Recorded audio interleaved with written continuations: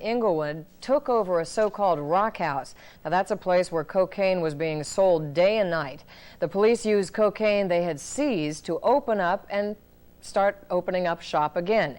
Customers apparently figured it was business as usual. Take me, please, Jesus, please.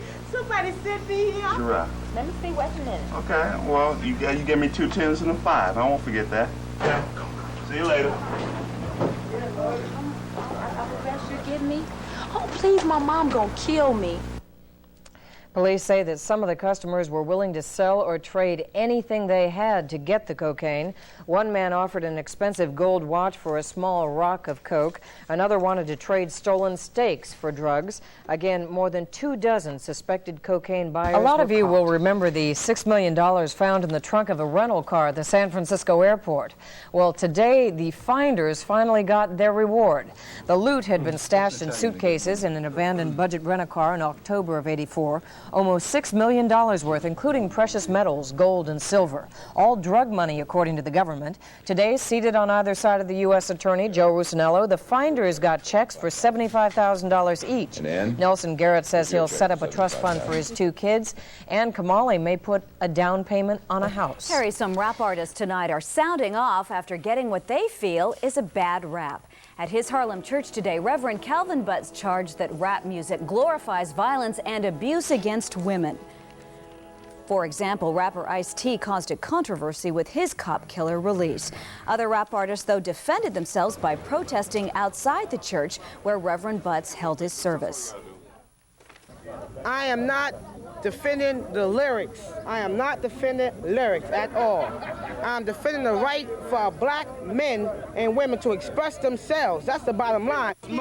Some rappers who don't use profanity in their lyrics claim they can't get record contracts because they're not controversial enough. Comes on the heels of an attack last week when a Rottweiler killed a child on Long Island. The latest victim, a 13-year-old girl, lost a piece of her leg in this mauling. She is in stable condition tonight at Roosevelt Hospital. Ed Miller has details. It takes a small army of police to finally restrain this pit bull, who they call Nico. He is tied, roped, drugged, and muzzled after suddenly attacking 13-year-old Jessica Galarza just outside her aunt's apartment. A second dog, a German Shepherd known as Precious, also has to be restrained when she, too, goes on the attack. The dogs may have been trying to protect their litter of newborn puppies, but eyewitnesses claim if it was maternal instinct, it had a deadly edge. Actually, the dog dragged her from the 3rd floor to the 2nd floor.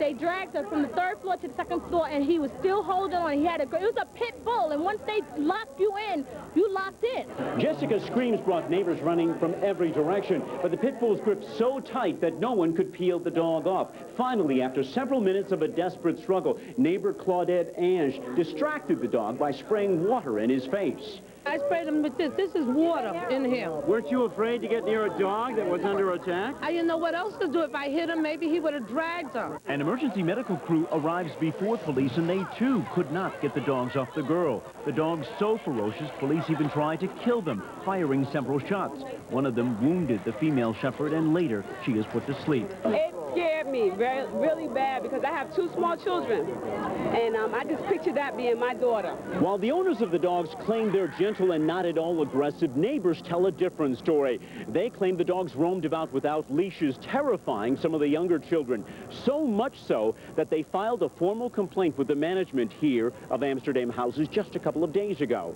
That white dog, Pitbull, chased my granddaughter.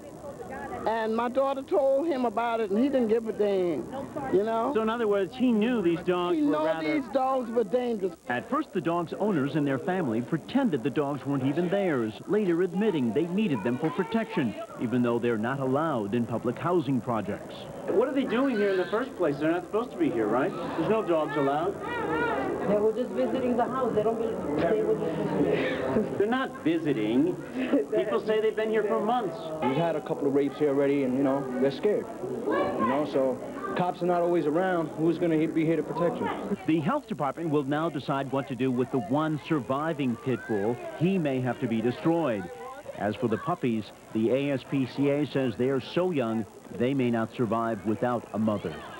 Ed Miller, Channel 11 News at 10. Good afternoon, everyone. Edie and Victoria both are off today. I'm Tim Fleischer. We begin this noon with a restaurant massacre. The Lena restaurant in the Bronx was about to close early this morning when 3 men burst in with guns drawn. After they emptied the cash register, they emptied their guns, killing 3 men and wounding a teenager. Doug Johnson picks up our story this noon live from the scene. Doug? Tim, nervous robbers, cold-blooded killers, whoever they were. 3 men opened fire in a small food establishment here. Innocent people were murdered, and once again, senseless bloodshed in the Bronx.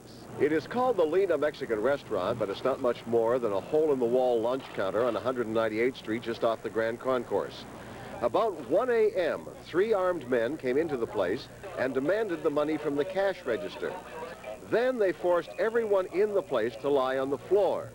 The robbers then started shooting, killing 3 men, critically injuring a 14-year-old boy. Why did they start shooting? I don't know. I really don't know, but because the men who is still alive, they are give the money, and still they are shot. I don't know why. One of the guys is my nephew. They're coming to visit. He don't work here. I really don't know.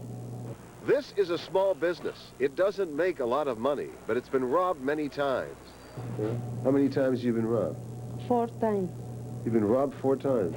Yes. And do you make a lot of money here? No, not too much. But they're coming any time. They're coming 7 o'clock, like 11 o'clock, like 10 o'clock, like 12 o'clock, anytime. It's not clear why these gunmen opened fire. They forced everyone to lie on the floor. And this place is so small, there's barely room for anyone to lie on the floor, but they were lying there. Why they opened fire, no one knows, although someone here who was an eyewitness who left quickly after telling me this said that he thinks one of them looked up and annoyed the gunman. Whatever, 3 men dead, a 14-year-old boy in serious condition in Fordham Hospital. Live in the Bronx with Doug Johnson, Channel 7 Eyewitness News.